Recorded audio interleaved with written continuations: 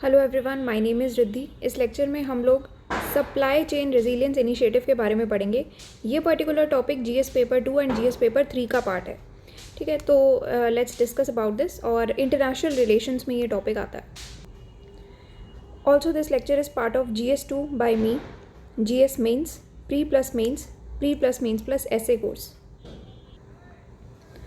तो न्यूज़ ये रही थी कि रिसेंटली इंडिया, ऑस्ट्रेलिया और जापान के जो ट्रेड मिनिस्टर्स हैं उन्होंने सप्लाई चेन रेजिलियंस के ऊपर एक इनिशिएटिव लॉन्च करने का डिसाइड किया है।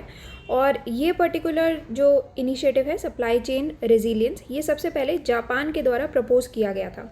और इस इनिशिएटिव के द्वारा इन लोगों ने जो भी इंडो पैसिफिक रीजन में लाइक माइंडेड कंट्रीज़ हैं, मतलब इन्हीं की तरह सोचने वाली कंट्रीज़ हैं, उनको इन्वाइट किया है कि ये इस इनिशिएटिव को ज्वाइन करें। अब ये इनिशिएटिव है क्या, इसके बारे में भी थोड़ा सा देख लेते हैं हम लोग। ठीक है, कि ये सप्लाई चेन रेजिलियंस इनिशिएटिव क्या है। देखो, ग्लोबल सप्लाई चेन्स होती क्या है वो मैं आपको इन शॉर्ट बता देती हूँ। ग्लोबल सप्लाई चेन्स बेसिकली ऐसे नेटवर्क होते हैं जो कि बहुत सारे कॉन्टिनेंट्स और कंट्रीज़ से रन करते हैं, बहुत सारे कॉन्टिनेंट्स कंट्रीज़ में रन करते हैं कि जितने भी गुड्स एंड सर्विसेज हैं उनका सोर्स हो, उनका सप्लाई जो है प्रॉपर्ली चलता रहे। तो ये जो ग्लोबल सप्लाई चेन्स हैं, इसमें क्या होता है कि आपके कोई गुड्स एंड सर्विसेज के अलावा आपके जैसे इंफॉर्मेशन है, ठीक है, फ्लो ऑफ इंफॉर्मेशन आता है सबसे पहली चीज़। ठीक है, इंफॉर्मेशन का फ्लो आता है। देन जितने भी प्रोसेसेस होते हैं, ठीक है, प्रोसेसेस होते हैं, रिसोर्सेज होते हैं पूरे वर्ल्ड में, ये सब इंक्लूड करता है, इन्वॉल्वमेंट होती है इनकी किसमें, ग्लोबल सप्लाई चेन में। ठीक है, ग्लोबल सप्लाई चेन, तो इसी के बारे में ये इनिशिएटिव है। अब सप्लाई चेन रेजिलियंस इनिशिएटिव ये एक ऐसी अप्रोच है जो कि एक कंट्री को ये हेल्प करेगी कि जितने भी उनके सप्लाई रिस्क्स होते हैं, मान लो अगर कुछ भी ऐसा इवेंट्स हो जाता है, अनएंटिसिपेटेड इवेंट्स हो जाते हैं, जैसे कि नेचुरल डिज़ास्टर्स आ गए, सुनामी आ गई, अर्थक्वेक है, पेंडेमिक हो गया, जैसे अभी फ़िलहाल के अगर आप देखोगे अभी के एरा में आपका कोविड है, तो इस तरीके का, या फिर मैन मेड एंटिसिपेटेड इवेंट्स हैं, जैसे किसी भी एक रीजन में आर्म्ड कन्फ्लिक्ट हो गया, ये एक मैन मेड इनिशिएटिव हो गया। ठीक है, साथ में कि इन सारी चीज़ों की वजह से देखो, चाहे वो नेचुरल डिज़ास्टर हो चाहे मैन मेड हो, तो इन सारी चीज़ों की वजह से होता क्या है कि आपके जो सप्लाईज़ हैं उसमें प्रॉब्लम हो जाती है कि एक कंट्री में जो सप्लाई हैं उसको ये डिसरप्ट करते हैं, प्रॉब्लम हो जाती है, सप्लाईज़ प्रॉपर मिल नहीं पाते। ठीक है, और यही नहीं, इनफैक्ट आपकी जो इंटरनेशनली जो ट्रेड चलता है उसमें भी रुकावटें आती हैं। ठीक है, उसमें भी प्रॉब्लम्स आती हैं बीच बीच में। ठीक है, जिसकी वजह से जो डेस्टिनेशन कंट्री है उस पर भी इकोनॉमिकली इम्पैक्ट पड़ सकता है। ठीक है, गलत तरीके से एक एडवर्सली इम्पैक्ट करता है जो भी इकोनॉमिक एक्टिविटी है डेस्टिनेशन कंट्रीज़ की। ठीक है, मान लो कि इंडिया से एक दूसरी कंट्री में, मान लो मालदीव्स में कुछ सप्लाईज़ जाने हैं। ठीक है, यहाँ से सप्लाईज़ जाने हैं, बट हुआ क्या, इंडिया में आपका अर्थक्वेक आ गया। ठीक है, अर्थक्वेक आ गया, या फिर एक रीजन में, ठीक है, मान लो बिहार में कोई आर्म्ड कन्फ्लिक्ट हो गया। ठीक है, अब इस चक्कर में क्या होगा, यहाँ से जो भी सप्लाईज आने हैं अर्थक्वेक में, आर्म्ड कन्फ्लिक्ट में, वो सप्लाईज जो हैं वो यूज़ होने लगे।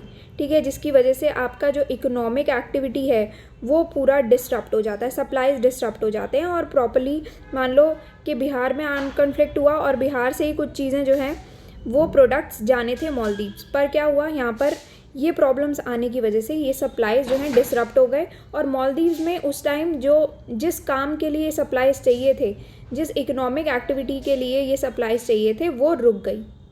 ठीक है, तो इसमें क्या हुआ कि मालदीव्स की भी जो इकोनॉमिक एक्टिविटीज़ हैं उसमें हैम्पर करेगा, ये उसको एडवर्सली अफेक्ट करेगा, इस डेस्टिनेशन कंट्री को भी।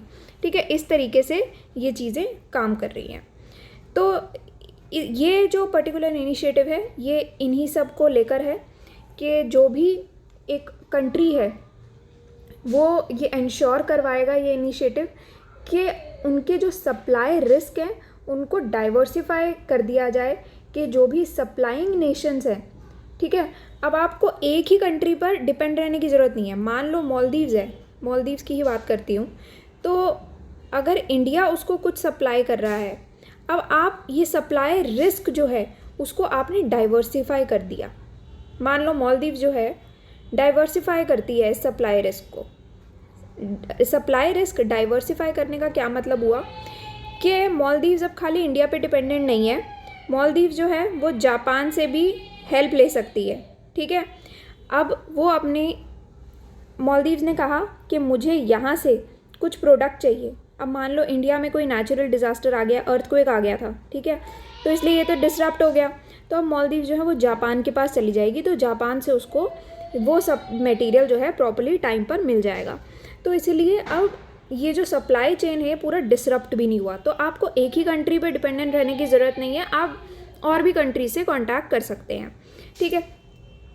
अब इसका इस पूरे इवेंट का जो है ऑब्जेक्टिव क्या है कि FDI फॉरेन डायरेक्ट इन्वेस्टमेंट आप अट्रैक्ट करें, जिसकी वजह से इंडो पैसिफिक रीजन जो है पूरा का पूरा एक इकोनॉमिक पावर हाउस में बदल जाए। ठीक है। इंडो पैसिफिक रीजन को इकोनॉमिक पावर हाउस बनाना किस तरीके से, फॉरेन डायरेक्ट इन्वेस्टमेंट के थ्रू, FDI के थ्रू, ये इसका ऑब्जेक्टिव है। दूसरा ऑब्जेक्टिव ये है कि आप म्यूचुअली कॉम्प्लीमेंट्री रिलेशनशिप जो है अलग अलग पार्टनर कंट्रीज़ में बिल्ड करें। जैसे इंडिया, ऑस्ट्रेलिया और जापान है इसका पार्ट, तो इनमें एक म्यूचुअली कॉम्प्लीमेंट्री रिलेशनशिप्स जो है ये पार्टनर कंट्रीज़ होगी, तो इनमें ये बिल्ड हो जाएगा।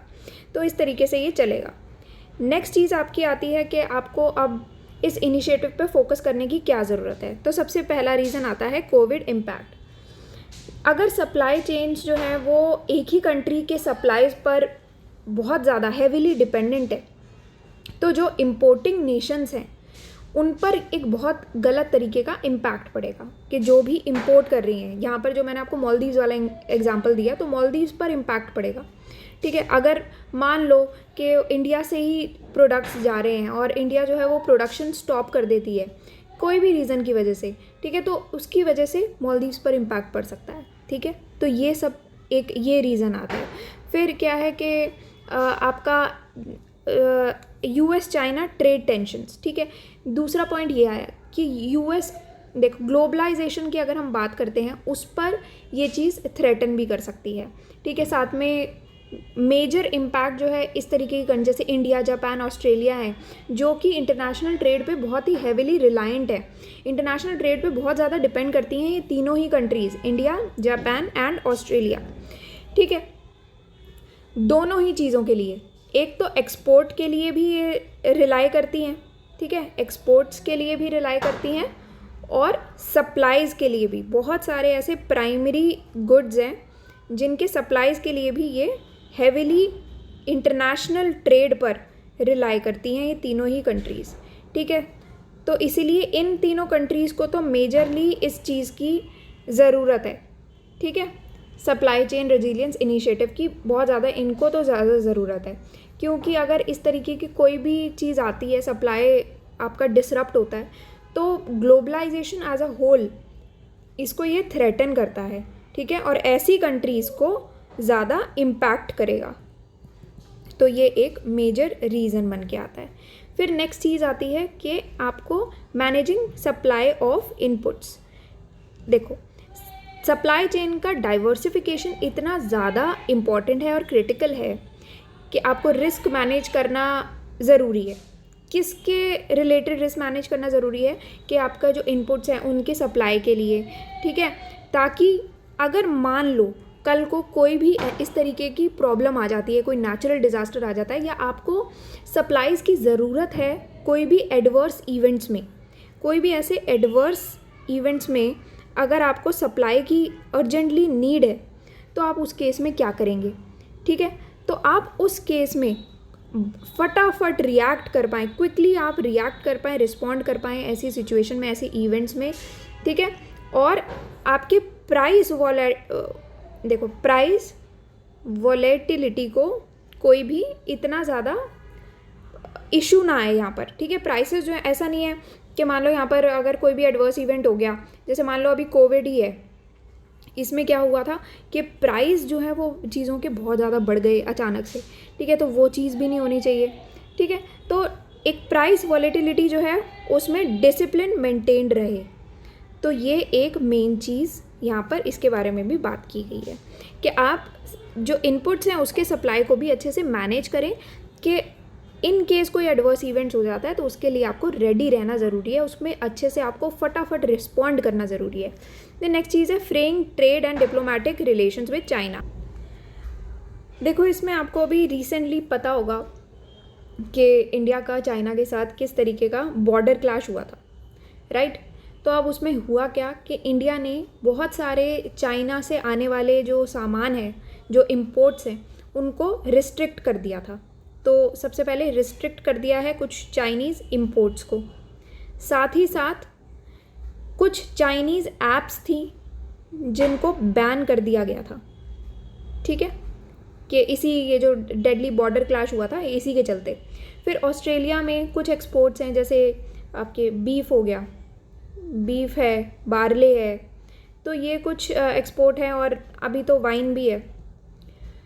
तो ये ऐसे एक्सपोर्ट्स हैं जिनको चाइना के द्वारा टारगेट किया गया था कि सिंस चाइना और ऑस्ट्रेलिया के बीच में भी जो टाइज हैं वो काफ़ी कम हो रहे थे, फिर भी चाइना ने ये इन चीज़ों को टारगेट किया था कि हम डील कर लें, चाइना और ऑस्ट्रेलिया डील कर लें, ठीक है। तो ये सब चीज़ें चलती आ रही थी, इसलिए अब आपको इसलिए भी इस पर्टिकुलर इनिशिएटिव की ज़रूरत है, सप्लाई चेन रेजिलियंस इनिशिएटिव की इसलिए भी ज़रूरत है ताकि आप ये जो ट्रेड और डिप्लोमेटिक रिलेशंस हैं चाइना के साथ उन पर भी काम कर सको। तो उनसे डील करने के लिए आपको एक स्ट्रॉन्गर ये पार्टनरशिप बनानी पड़ेगी, ठीक है। तो एक अब यही चीज़ को आप यहाँ से नेक्स्ट पॉइंट से भी लिंक कर सकते हो कि enhanced cooperation among partner countries. आपको क्यों ज़रूरत है इसकी सप्लाई चेन रेजिलियंस इनिशिएटिव की, ताकि आपको एक इन्हांस्ड कोऑपरेशन भी होना चाहिए, एक अच्छी कोऑपरेशन बन के आए आपकी पार्टनर कंट्रीज़ के बीच में। अगर 2019 का डेटा देखा जाए तो ये तीनों ही कंट्रीज़, ये जो इंडिया, जापान एंड ऑस्ट्रेलिया, तीनों कंट्रीज़ का मिला करके जो जीडीपी निकल के आता है वो 9.3 ट्रिलियन डॉलर्स का आता है, ठीक है, विच इज़ वेरी लेस, ठीक है। और अगर मर्चेंडाइज गुड्स एंड सर्विसेज का देखें तो 2.7 ट्रिलियन एंड 0.9 ट्रिलियन इस तरीके का डेटा आता है। ऑल्दो ऑस्ट्रेलिया, जापान और इंडिया आपको पता ही होगा कि अभी यूएसए के साथ ये क्वाड्रिलेटरल सिक्योरिटी डायलॉग का पार्ट है, ठीक है।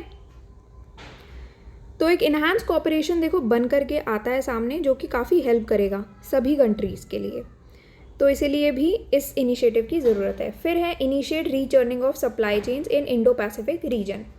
तो अब क्या है, इंडो पैसिफिक रीजन में अगर ये पर्टिकुलर इनिशिएटिव आ जाता है तो हम एशियान के साथ काम कर सकते हैं, ठीक है।